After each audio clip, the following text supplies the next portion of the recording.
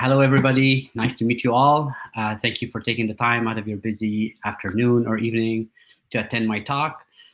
Today, I'll be talking to you about building high-performance web apps with Elixir and Phoenix. Topic I'm very passionate about, so I hope you're going to enjoy this presentation. Like Nabil said, I'm the founder of a platform called Codecast. I'll show you a little bit more about it later. It's basically a streaming video platform for developers. Previously, I've founded and sold a coding college called CodeCore. So you can think of me as, in part, part entrepreneur and part developer, mostly back-end web developer. The reason I'm mentioning this is because it will shed some light on my decision for being so excited about the Elixir language and the Phoenix framework. Because in most cases, I seek things that are practical. You could build apps with it, launch it, have real customers on it, and all that stuff. But at the same time, it's fun and enjoyable to write with, because these days, those two things tend to be trade-offs or opposites. I think that's that gap is being closed slowly with Elixir and Phoenix.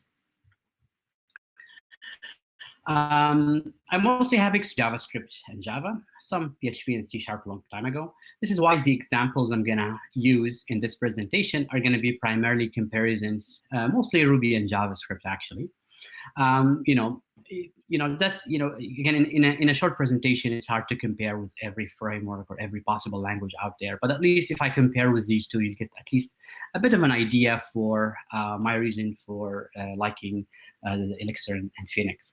Like Nabil said, at any time in the presentation, please ask your questions. I'll be looking regularly to the chat, and I'll basically be taking a look and hopefully answering them as they come along. So let's talk about Elixir first. So what is Elixir? Elixir is the programming language. So the talk is Elixir and Phoenix. So Elixir is a programming language. Phoenix is a framework. It's a functional programming language. It's dynamic, and it's built basically on another language called Erlang. So it's created by this guy. His name is Jose Valim. He actually came from the Ruby community. This is why you will notice, as you will see some of the Elixir code, it is heavily inspired by Ruby. Even though the language is completely different, Ruby being object-oriented and Elixir being a functional language, the type of coding is very different, but the syntax is similar in many ways. So some of you may be wondering, what is Erlang? Erlang is another language. It's actually been around for a very long time. It's created by Ericsson in the 80s or 90s, and it's created to be fault tolerance, high-performant programming language, and it's basically built for telecommunication purposes to power routers and switches and call centers and data centers. So that's why, unless you've worked in the telecom industry, you probably haven't encountered Erlang as a language. So you may be wondering, how come Erlang hasn't caught as much steam as it should, considering it actually has a very rich and vibrant, in a way, ecosystem, although it's somewhat under the radar. I'd say in big part it's primarily because the syntax and the way you code in Erlang is actually not that easy, not that approachable. It's a little hard sometimes to read Erlang code, a little hard to code and modify Erlang code. And this is where Elixir comes about. It basically compiles to the same output as Erlang, which is the Beam or Erlang VM. Elixir can actually leverage pretty much all the libraries you can get with Erlang. So you could use the entire ecosystem of Erlang, plus adds a lot of the things that are specific to Elixir. So you're basically getting all the performance gain, fault tolerance, multi-threading capabilities, a lot of the things you get with Erlang, with much, much approachable and easier syntax. So the language is basically purely functional. We'll talk a little bit about functional in the next section because it's an important aspect of Elixir. It's very fast. Also talk a little bit about the performance later. It's elegant. I mean, the elegance is coming in big part from getting better syntax, better way to write code than what Erlang came about. Again, Ruby is probably one of the nicest languages syntax-wise out there, and and Elixir is inspired by it to some extent. And it's very approachable. Sometimes functional languages can be intimidating, require some math background or some highly abstract concepts. That's not the case with Elixir. And it's going to look familiar. The code is going to look similar to most of the code you've written before, even though it's completely functional. So here's an example of a line in Elixir code. Even if you've never seen Elixir code before, this line, you may be able to guess to an extent what this line is doing. So as you can tell here, we have string that we pass it, and we downcase it, and then we trim it, and then we replace duplicate spaces with a single space. This operator may not be as familiar to you, which is the pipe operator, which is basically passing the output of one function as a first argument to the subsequent function. So you look at this code, and again, even though you may not be fully familiar with it, or you may be used to more like chaining kind of code with say, Ruby or JavaScript or Java, you may look at this code and you at least can guess to a point what it's doing. I guess, the language, as I mentioned, is very approachable. Syntax is very friendly to developers who are new to functional programming. So you may be wondering, I've been using the word functional. Probably many of you know it, but in case you don't, I'm going to talk about programming and why is it important.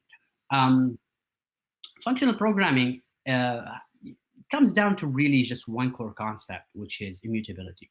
There's many other aspects to functional programming. I'm just a little bit oversimplifying here, but at its core, functional programming languages basically prevents you from modifying data once you put it in memory. So you could delete it, you could copy it, but you cannot mutate it.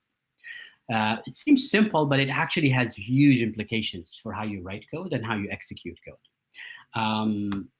So, for example, here, in a non-functional way of doing things, you could have a structure of some sort. Could be an object, could be some data structure, could be just data in memory. And the function in a non-functional way can potentially mutate the data right in memory.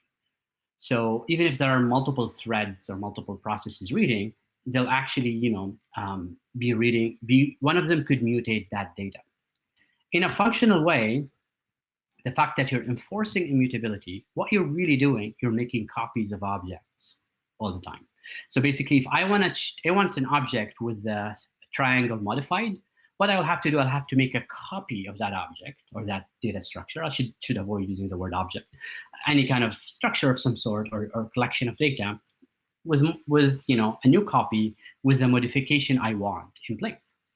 So it does have a bit of an overhead right there, but it does actually have many other advantages. So why functional and why is it picking up steam? It's been around for a very long time, by the way. Why is it picking up steam right now? For multiple reasons. First one is the fact that Moore's law is dead. So we're getting to a point, many of you are probably familiar with Moore's law, that says, we could double the amount of transistor in a chip every 2 years or so. It's been true for a long time, but we're getting to the end of this, mostly because of just physical limits for what we're able to do on a chip. So we're getting to a point where, if you recall in the 80s, well, I was too young then, in the 90s and 2000s, every year you get a new computer and it's actually significantly faster than the previous generation's computer. These days you get a computer, you get more memory on it and stuff, but you're not getting ones that are significantly faster than say last year's model or something like this. In big part because what's happening is, again, we're hitting physical limits of just putting more transistors on chips. So what's happening is, if you notice, you're coming with, quad cores and 8 cores and 16 cores processors. So you just have more cores on them rather than just having more transistors on the same core. So doing parallel programming, programs that run in parallel is becoming more and more important. Can you do it with non-functional language? Absolutely. But functional programming makes it a lot easier to basically do parallel programming. Because if you have 2 threads reading the same spot in memory, you're 100% sure that memory is not going to be changed, because the only way you could change it is by making a copy of it, which means you haven't really changed it. You just made a changed copy of it.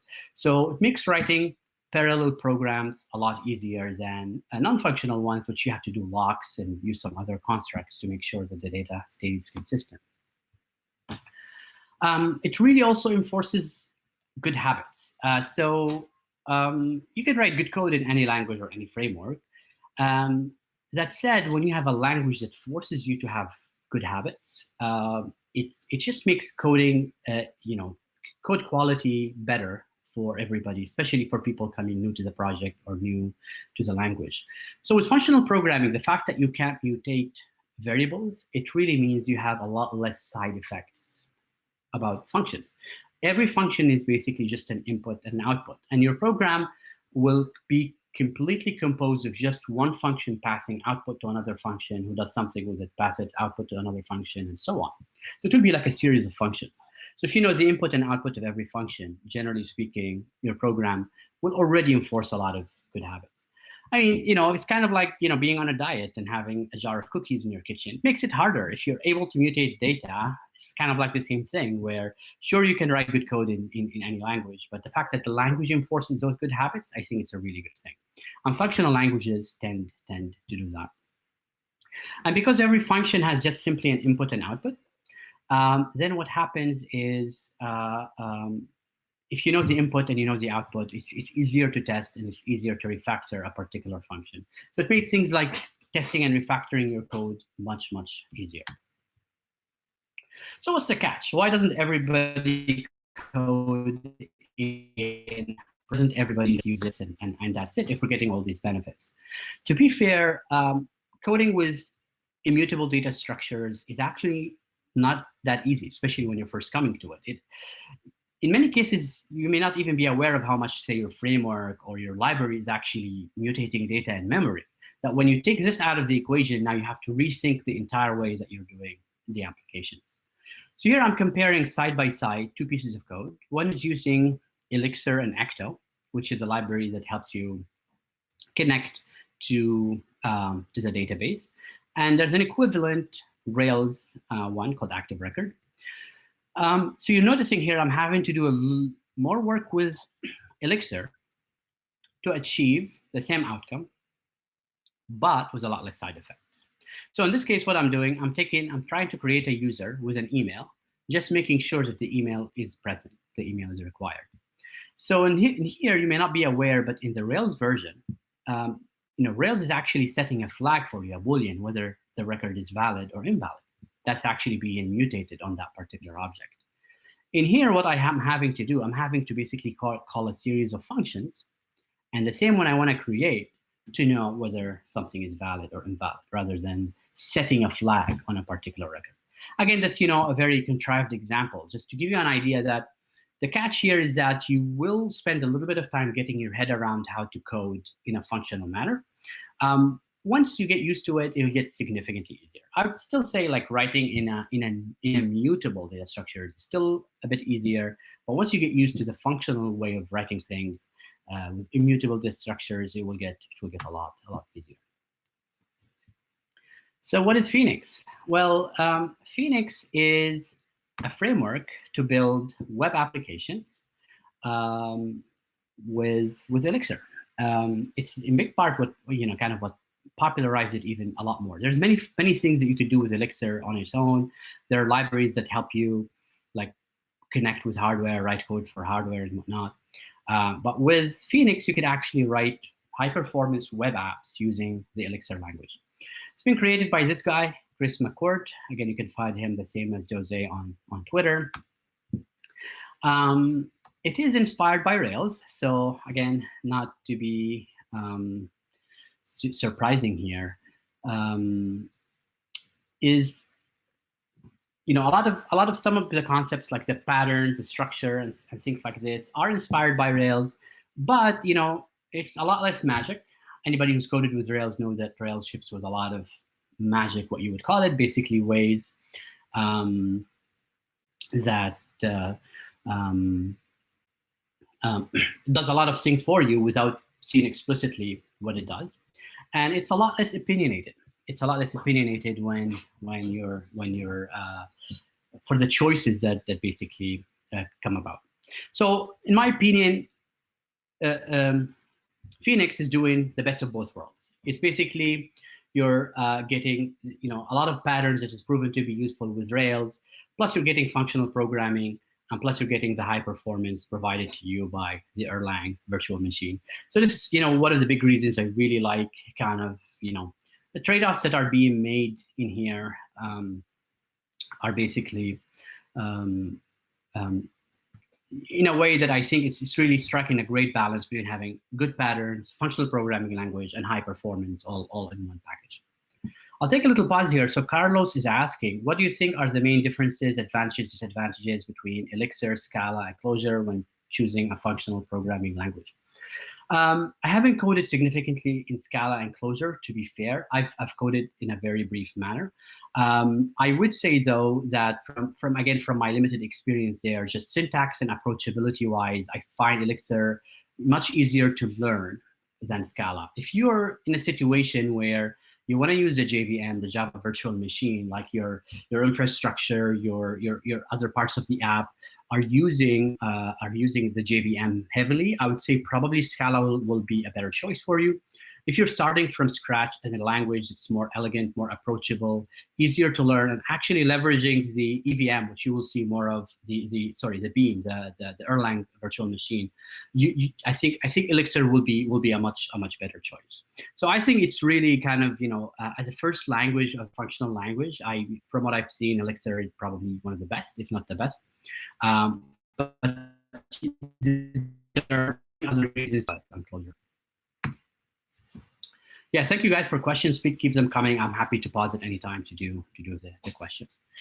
So I will show you a little bit of code for Phoenix a little bit later. But before this, let me just talk a little bit about the performance. So how much performance gains are we talking about here? So this is actually a print from an app we're using in production that, for example, here I'm rendering the search page, and here I'm rendering the home page. Both pages have quite a bit of HTML actually in them, like they're large pages. You're noticing here, you actually read this wrong. This is actually microsecond. So this whole request takes less than a millisecond to render. And this request takes 4 milliseconds to render. And this is running in dev. Again, no caching, no optimization of any sort. So right off the bat, just by simply sticking with the Phoenix framework, you're getting huge performance gains. I mean, to mention some of the gains you're getting out of the box. For instance, if you've used, Rails or JavaScript, again, those are the two I'm familiar with. Usually you have view files that are text files that needs to be parsed and rendered. And from my experience, those usually take a fairly long time because you're doing a lot of string replacements, you're patching usually different partials and whatnot. In Phoenix, they're actually compiled as functions. So they're run extremely, extremely fast. So that's one of the many reasons, other than just the raw performance of the language itself being, running on the Beam being extremely, extremely fast. So right off the bat here, you're getting huge, huge performance gains from using Phoenix. I'll show you a couple of others, profiling that some other people have done here. So the founder of the Elixir language, Jose, he did this performance here, which you could check it. I'll link to it in the slides. By the way, those slides will be shared with you guys later, so you don't necessarily have to take screenshots or anything. So he did basically performance here between variety of frameworks, including Gen, which is a Golang one, Play, which is a Scala one, and of course Rails, Sinatra. And you're noticing here, and then Express, you're noticing that like Plug, which is a library that Phoenix uses, is also Elixir. And Phoenix are really significantly faster than say Rails. We're talking here like even more than 10 times, or even 100 times faster. Again, run those tests yourself and check it. Like right off the bat, you're getting huge performance gains from using Elixir and Phoenix as a language and framework. Other benchmarks being done here, just again, this person is comparing Phoenix with Rails on different instance sizes on AWS. Again, you're noticing here, for example, 300,000 versus 60,000. So we're talking 6-7 times. Similar here from 500 to 8,000. Again, talking like 16 times. So again, huge performance gains just using Phoenix off the bat. No caching, no optimizations are needed. The last bit I want to talk about a little bit is a relatively new feature in Phoenix, which is called LiveView. I'll show you a bit of a demo on it later. Which is, again, a dream come true for a backend developer like myself, where it allows you to write a lot of heavily interactive code on the page itself without having to write any JavaScript. Actually, you could write JavaScript if you want to, but you could do a lot of things just with plain backend code by opening a socket between the front end and the backend and re-rendering the parts of the DOM that basically need to be changed. So Nabil, if you wouldn't mind, can you share the link of Codecast? So Codecast, one of the features we have in Codecast is the ability to live share code. So here's an example of a Phoenix project, which is right here. So just give me 1 second to pull it up.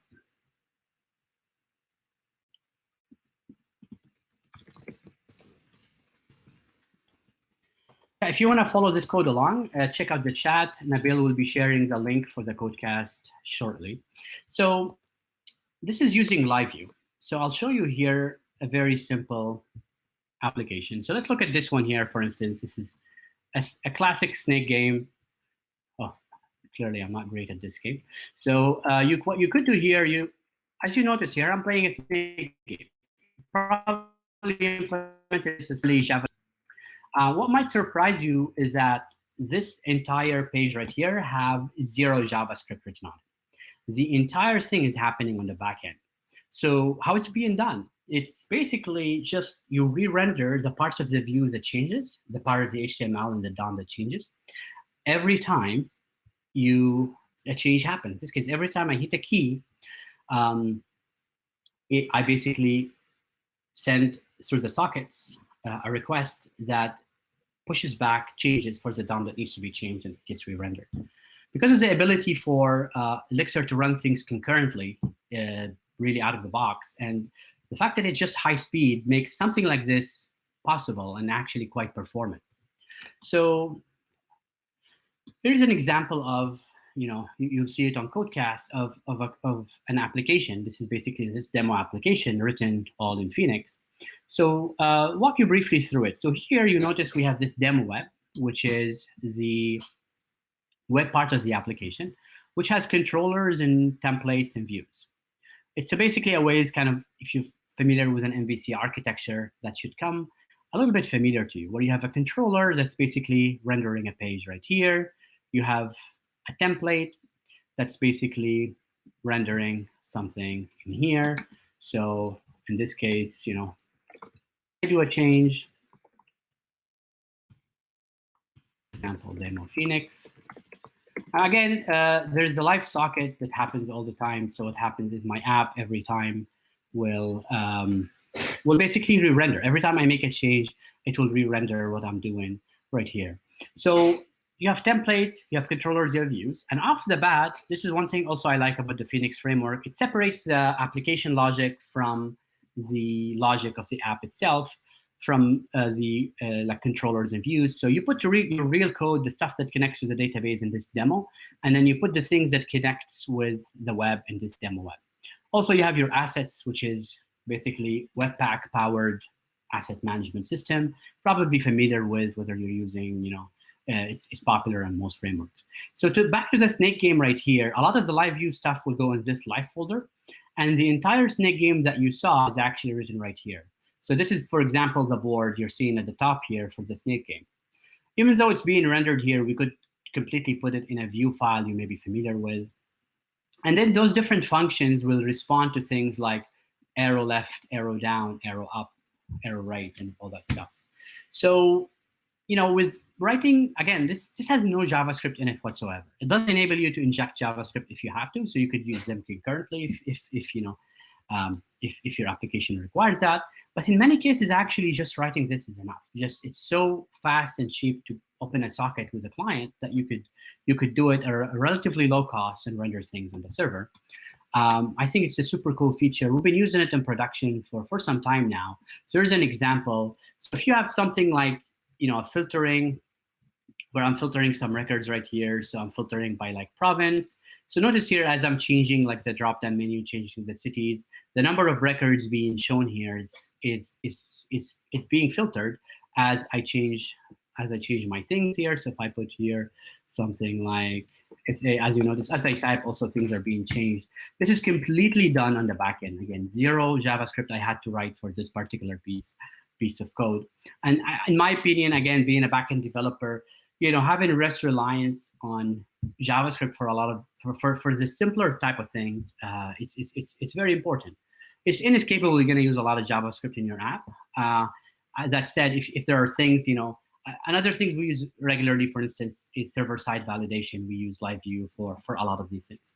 Again, super performant and production ready. Really, really cool stuff. Highly encourage you to check it out.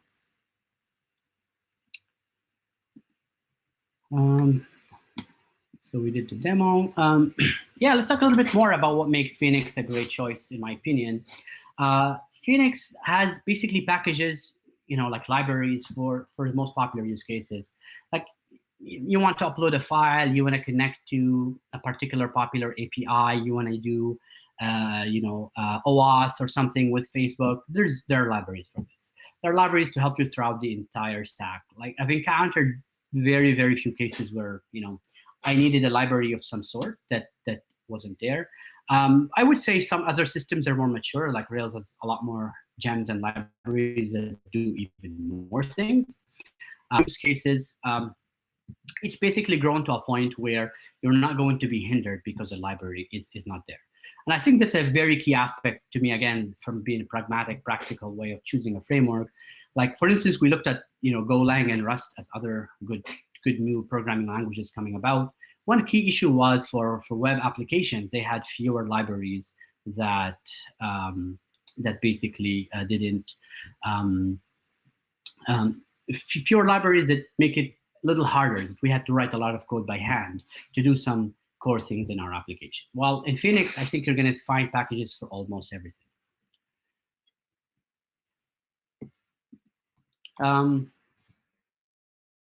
Phoenix has an awesome and growing community. If you ask a question on Stack Overflow, on Elixir forums, they have Slack, Discord channels, there are always people helping you out. There's many companies using it in production these days, like Discord, for instance. You've probably heard of it, like a Slack competitor kind of a thing. PepsiCo have many of their part of their online presence. It's built all powered by Elixir and Phoenix. Many big companies are actually using Phoenix and Elixir Live for their application.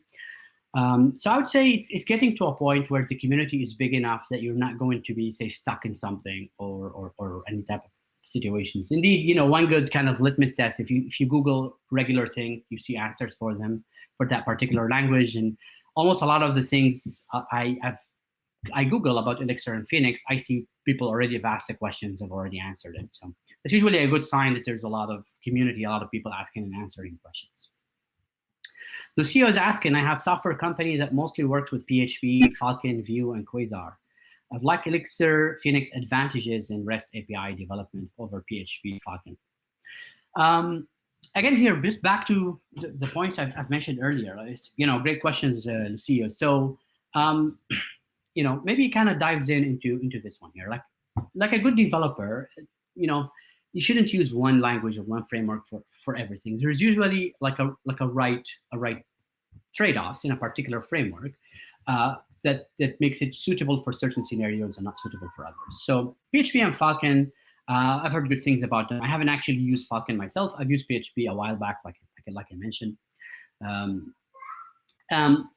What I found is that Phoenix code, Elixir specifically, just with the functional aspect of it, the code is significantly more maintainable down the road. So the trade-offs become something like this. If you have expertise in the team for, say, PHP and Falcon, you want to build a quick app for a client and just launch it, and the client is less likely to need significant modifications for it, I may pick something like Rails, or in your case, PHP and Falcon, if you have expertise in-house for it. You may get to the market quicker. It may be cheaper for your client, and it could do the job. It could be fast enough, performance. That said, if you want to build an app that's going to last for a long time, needs to be maintained, likely to grow, likely to have more features added to it, likely to have developers revolving on it, it could be totally worth it in investing in Elixir and Phoenix. The performance, the maintainability you're going to gain from it, I think it's going to outweigh the short-term costs of having to spending a little bit more time to write code, or spending a little bit more time to train your people on. Being a Rails developer myself, I would still write apps. If, let's say, I'm building an MVP for a new idea, a minimum viable product, I would still find it faster to write it in Rails.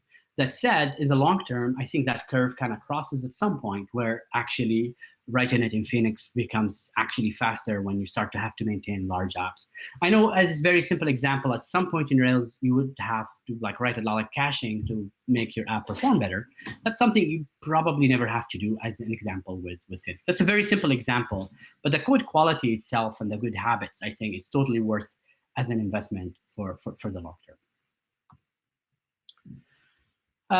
Again, from my other expertise, Express has the advantage of having your entire stack in one language, which is JavaScript. Again, I tend to be biased with this. I don't like JavaScript as a language. I think it has some core design flaws, but that's purely my opinion. Even with that, Express apps tend to go a little bit too big, a little bit hard to maintain, a little bit unmanageable, I would say, in some cases. That I think it's worth investigating using Elixir and Phoenix again, because you will get a lot more performance and a lot of it. But like the other things, if you have more JavaScript expertise in your team, you want to build a app of certain size that Express is good for, I think it could be completely fine. And needless to say, by the way, just again to recap this whole thing, you can write good code in any language or any framework. I'm just saying that Phoenix and Elixir enforces good habit. That's what it is. It just encourages people to write better code. It doesn't guarantee you're going to write better code. It doesn't guarantee you're going to write bad code in other languages. Just that little nudging toward writing better, more maintainable code, I think it's worth it. I would say the biggest challenge in Phoenix these days is finding developers who are already trained with Phoenix. What I would say here, if that's kind of your biggest hindrance, it's relatively quickly, because of how approachable and how easy they made it to write code in Elixir. I think it's relatively easy to train up developers to become proficient, productive in Elixir and Phoenix. I'd say this is probably mostly applies for developers who have done some coding in the past. It may be harder for pure juniors to just jump into Elixir. But that said, I could be wrong. It could be an easy first language to learn. But I just found just a functional aspect of it makes some parts of the programming a little bit harder. So any experienced developer can pick Elixir and Phoenix relatively fast, especially if they've done, say, something like Express or Rails or some type of an MVC architecture. That's number one. Number two, there's a trend even in JavaScript that people are doing functional JavaScript. So they're applying the functional aspects of programming into JavaScript, which is non-functional at its core. So if you have these two, I think picking up Elixir and Phoenix wouldn't take a huge amount of time. So again, but that said, it is a smaller pool of people simply because it's a newer framework. It's a newer language, so that's something to keep in mind as you're choosing Elixir and Phoenix as the framework for your project or company. Deploying Elixir and Phoenix apps is actually relatively straightforward. You have Heroku support in it. If you're not familiar with Heroku, it's a platform cloud that makes it super easy to deploy apps. It supports many languages these days, like PHP, Java, Rails, Express, you name it. So all you do is usually you push to Heroku, and then they set up the server for you, and then they deploy it. And then they automatically set up the database and many other services for you. Now they support actually Elixir and Phoenix. We use a service called GigaElixir, which has few more features and few more customizations for Phoenix apps. You could even use AWS, Docker, and standard other deployment methods if you want to. Indeed, with the Erlang ecosystem, you could technically have your entire stack with pure Erlang. You don't necessarily have to, and in many cases, you do choose to use a combination of other languages or frameworks. So, for example, here, background jobs, like, In most cases, if you want to have recurring background jobs in, say, Ruby and such, usually you have to use cron and sometimes bash scripts to just have a recurring thing. You could actually have this just part of your app running within the Erlang environment. What other things, like server, like there's built-in servers in Erlang. Again, it's highly performant. Most Ruby developers use something like Puma or Nginx or Fusion Passenger as the front end when you're deploying. You could use pure Erlang there. So I foresee more and more things kind of coming down the road to have like just pure Erlang servers. You can support the whole entire stack for you. Encourage you to check out a lot of the things. In the short presentation, it's a little hard to cover all the concepts and principles. Things like OTP, PubSub, Gen server, some of the core things in the Elixir language and the Phoenix framework that are very powerful tools that allow you to accomplish a lot. All within the same code base without having to pull in a lot of components from outside. We get a question earlier from Sunki. He asked, nowadays I notice a lot of teams are migrating to serverless architecture, and when they're often adopt cloud services like AWS Lambda, how does Elixir fits into this trend? I'm interested in what could be a more robust way to deploy an Elixir and Phoenix app in cloud environment. Because of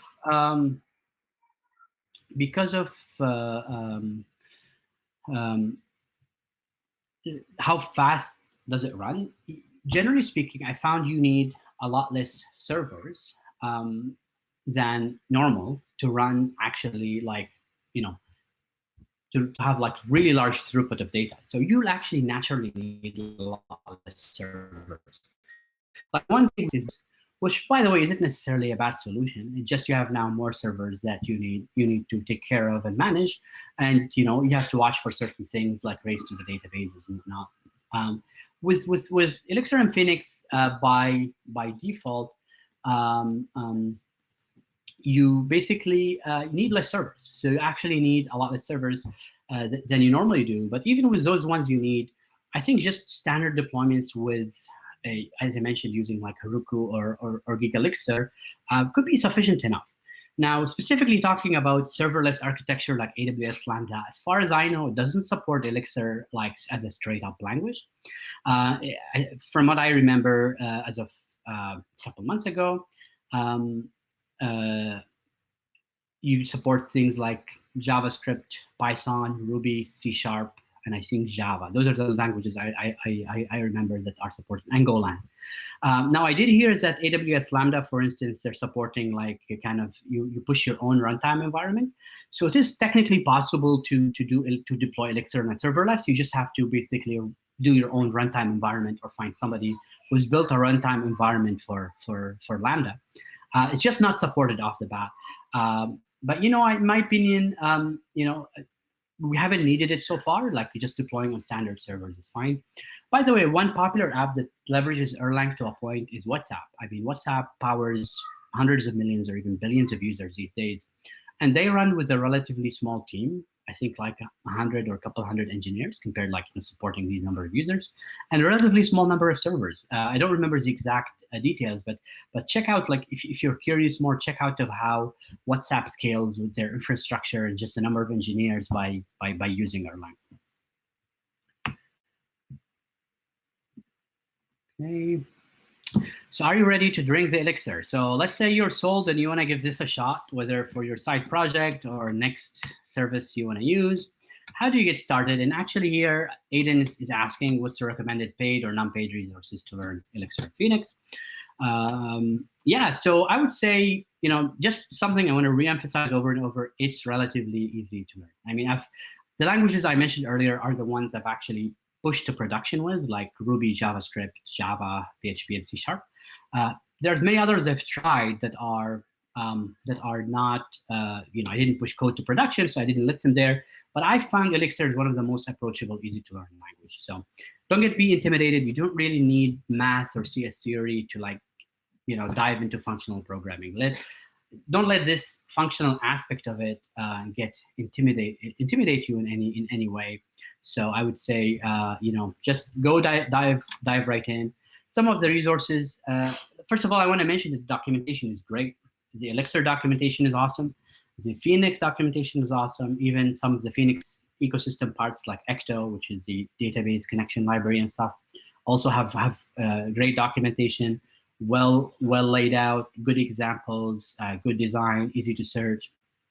So I usually start there when I'm building my Rails apps. If you like books, I recommend these two books, Programming Phoenix by Chris McCord, Bruce Tate, and Jose Valim.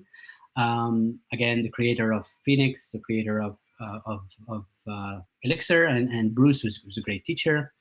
Also, Programming Elixir, just Steve Thomas, forwarded by Jose Valim, also a great, awesome book.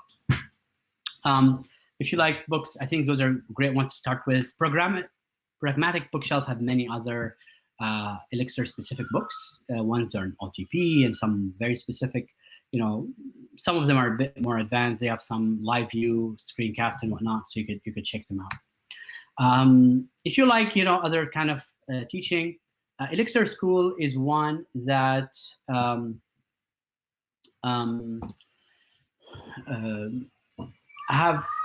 I should say it's more like text-based, but it's laid out in a nice curriculum, and it's kind of well maintained.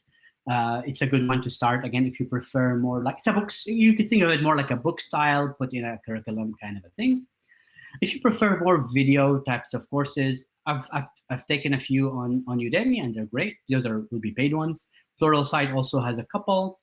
There's also some interesting content on YouTube. Check out, for example, Zero to Hero in Elixir. That's basically a good one to check out as the first one.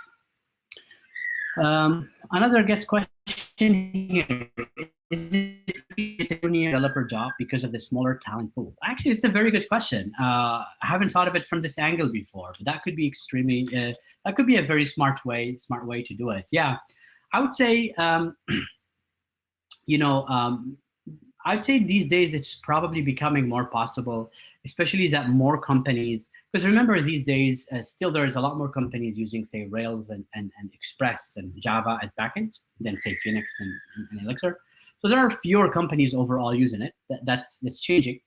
But now that more companies are open to remote, I think the pool of jobs is starting to grow. That's available for you in a particular geographic location. I would say as a junior Phoenix developer, I think it could be very interesting.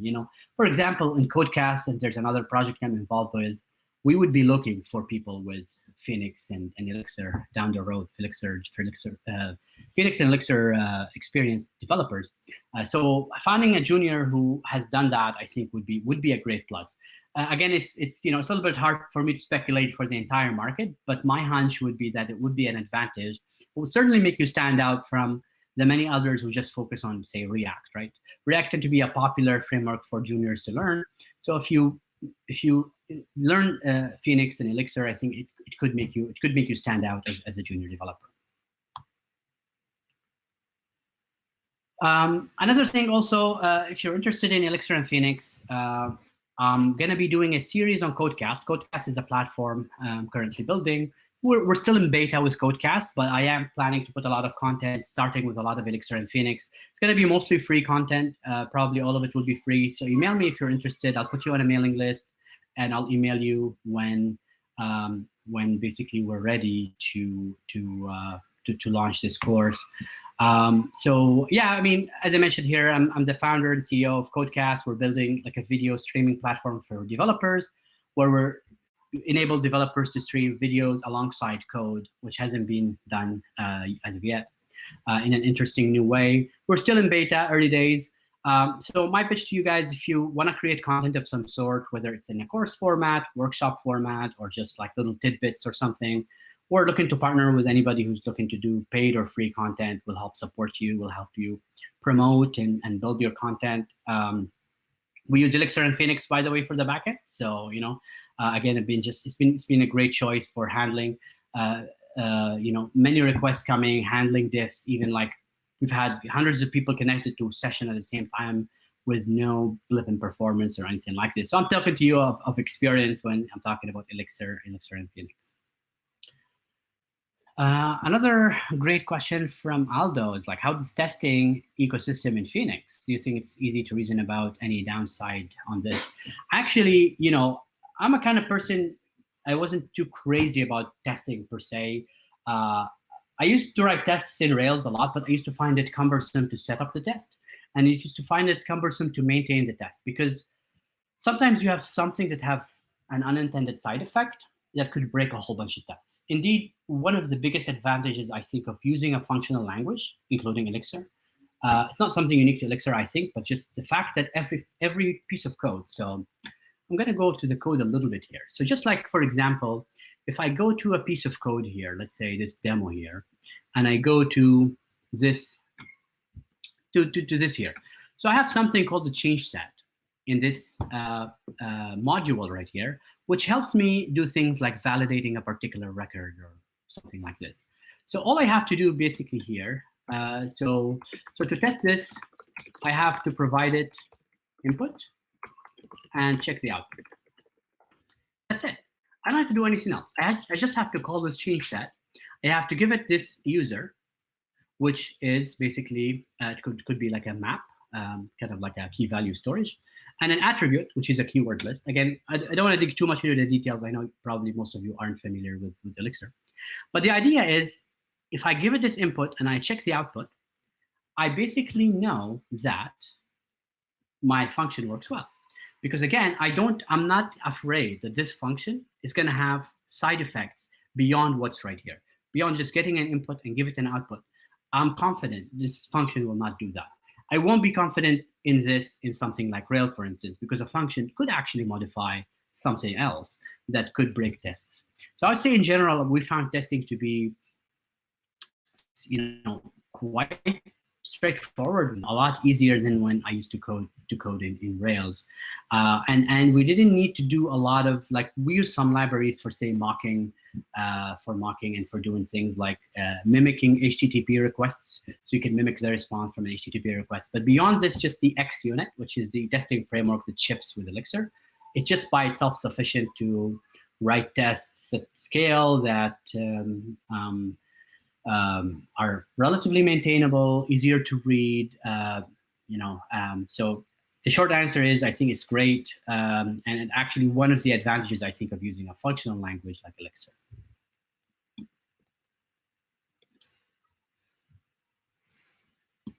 Let me go back here. Okay.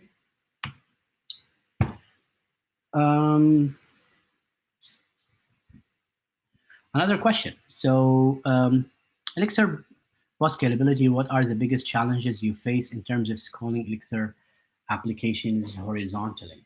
I would say, honestly, when you want to scale something like, when you want to scale the application, I mean, we didn't have to scale significantly horizontally at the moment. We have a handful of servers. We didn't really face any major problems per se. What I would say, in most applications that I faced with Elixir and Phoenix, usually the bottleneck will become the database, honestly. Like, the app will take care of a lot of the things. And then what you get in terms of scaling, it's really scaling the database, which is a whole different topic on its own that you probably have to do even in other ecosystems that are not specifically like Elixir. Even in Java, sometimes you want to scale, you have to scale your database. In Rails, you have to scale, you have to somehow scale your database. So I would say, the biggest challenge would probably be scaling the database, whether it's scaling the queries or the infrastructure of the database or optimizing the database itself. But from my experience, it has been these things. There could be some other issues that I haven't encountered yet, but so far, that has been it. But because it solves so many other problems, that I think even if you end up facing some things with scaling horizontally, I think you have enough bandwidth, because you're not going to have to worry a lot about the infrastructure right there.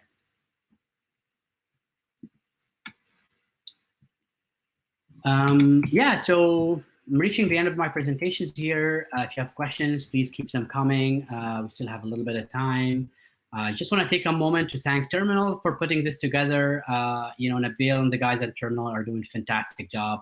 As you mentioned earlier, many of my friends and previous students speak very highly of the companies that Terminal basically hosts into their community. So again, if you're a developer looking for your next challenge or something, you could check out Terminal. Indeed, Nabil told me at some point probably they still do have some Phoenix jobs available. So if you're intrigued enough, you could probably take a shot at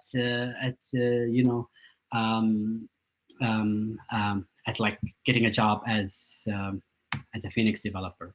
So that's my information. I'll share this presentation later. Shoot me an email or hit me on Twitter. And yeah, I think if you have no questions, I'll probably pass it back to Nabil. And if you have any questions later, I'm more than happy to answer them via email or on social media. That's so I'll give it wonderful. Back to Nabil now.